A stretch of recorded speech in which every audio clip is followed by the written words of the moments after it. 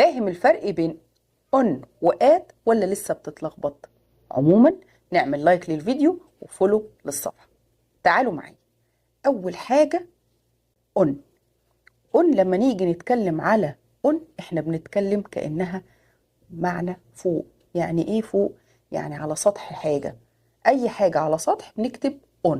وإمتى تاني؟ في الأيام والتواريخ.